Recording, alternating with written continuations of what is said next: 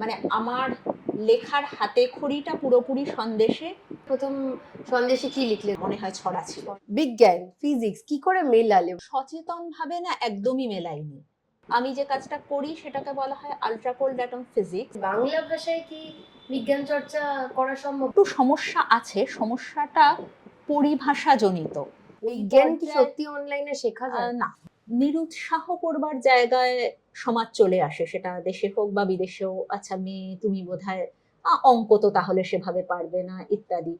আজকে আমাদের সমবয়সীরা যত সহজে একজন মহিলা সতীর্থকে স্বীকার করে নিতে পারে, পূর্ববর্তী প্রজন্মে সেটা তো অতটা ছিল না। লিঙ্গ সাম্যের পাঠটা তো ছেলেকে আরো ছোটবেলা থেকে দেয়া প্রয়োজন।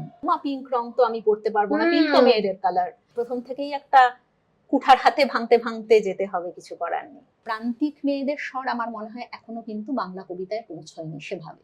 জানালায় দাঁড়িয়ে আজ বিকেলে বাইসন মেরে ফিরে আসছে প্রাণনাথ।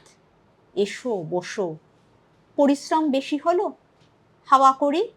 ইস, দেখো কত রক্ত গড়িয়ে পড়েছে, চলো মুছে রাখি। গল্প জুড়ে তার